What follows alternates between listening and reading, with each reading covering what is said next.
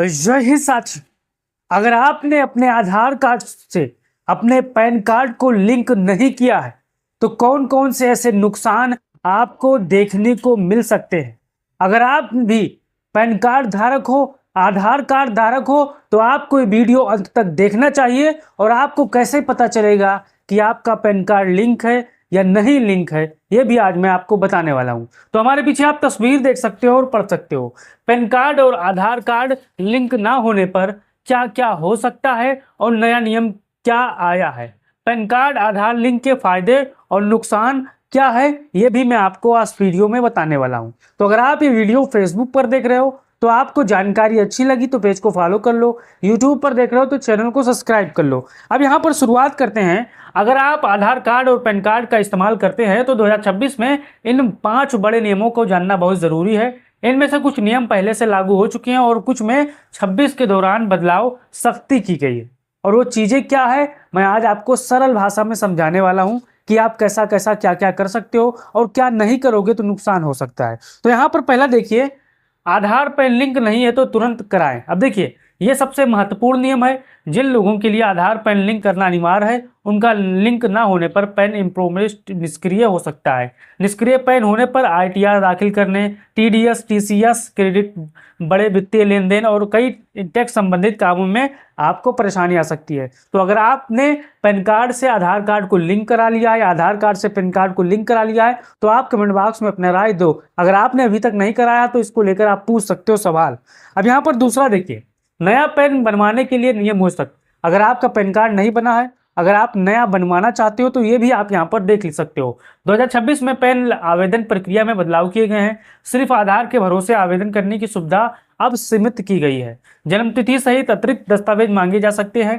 Pan आवेदन में दिया गया नाम आधार रिकॉर्ड से मेल खाना चाहिए, नहीं तो आवेदन अटक सकता है। अब देखिए, पहले तो पैन कार्ड बड़े आसानी से बन जाते थे। आधार दो, पैन कार्ड ऑनलाइन हुआ, शुल्क दो और कुछ दिन बाद आपको डाक द्वारा पैन कार्ड मिल जाते थे। लेकिन जैसे जैसे समय सीमा बढ़ रही है, जैसे जैसे भारत आगे बढ़ रहा है, तैसे तैसे यहाँ पर नियम कानून और आना शुरू हो चुके हैं। अब देखिए, जन्म तिथि सहित अतिरिक्त दस्तावेज आपसे मांगे जा सकते हैं। अगर आप यहाँ पर नहीं देते हो तो आपका पैन कार्ड नहीं बनेगा।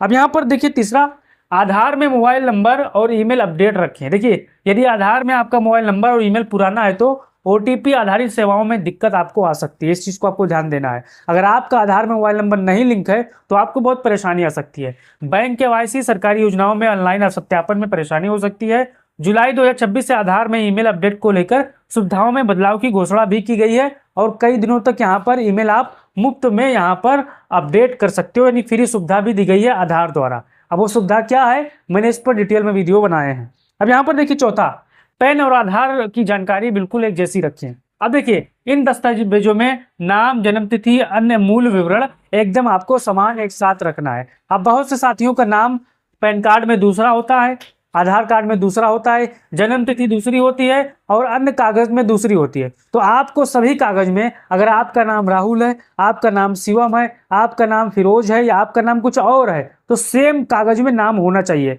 अगर सेम नाम नहीं होगा तो आप ये का यहाँ पर केवाईसी नहीं होगा और पैन कार्ड, आधार कार्ड में दिक्कत आ सकती है। अब यहाँ पर देखिए पांचवा, बैंक, निवेश और केवाईसी में पैन आधार की भूमिका और बढ़ी। देखिए, लगभग सभी बड़े वित्तीय कार्यों में, जैसे बैंक हुआ, निवेश हुआ, जैसे आप ऑनलाइन यहाँ पर चाहे शेयर मार्केट में रुपया लगाते हो या टैक्स रिटर्न भरते हो या बड़े वित्तीय लेन देन करते हो, तो आपको अब पैन कार्ड और आधार की भूमिका और बढ़ गई है। इसमें बहुत जरूरी हो चुका है। अब यहाँ पर देखिए, पैन कार्ड निष्क्रिय हो सकता है। देखिए, आपका पैन कार्ड कई आयकर संबंधित कामों के लिए अमान्य माना जा सकता है। अगर आपका पैन आधार से लिंक नहीं है तो पैन नंबर रहेगा लेकिन उसका उपयोग सीमित हो जाएगा और आप उसका इस्तेमाल ज़्यादा उपयोग नहीं कर सकते हो अगर आपका पैन आधार लिंक नहीं है तो। अब देखिए दूसरा, आईटीआर, इनकम टैक्स रिटर्न में परेशानी। आईटीआर दाखिल करने में दिक्कत आ सकती है, रिफंड मिलने में देरी हो सकती है, टैक्स से जुड़े कई ऑनलाइन कार्य प्रभावित हो सकते हैं अगर आपका आधार और पैन कार्ड लिंक नहीं है तो।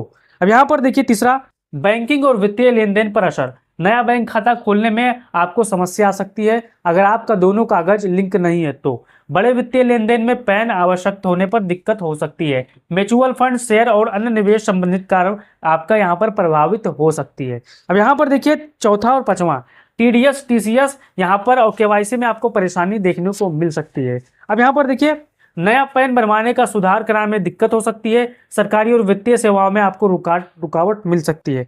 अब यहाँ पर देखिए, किन 5 कामों को हर हाल में आपको कर लेना है। जैसे मान के चलिए, पहला है पैन और आधार लिंक या है नहीं, तुरंत आपको जांच करना है। आपको अपने नजदीकी जन सेवा केंद्र पहुंचना है, उनसे बताना है कि भैया आज चेक कीजिए कि मेरा पैन आधार से लिंक है या नहीं लिंक है।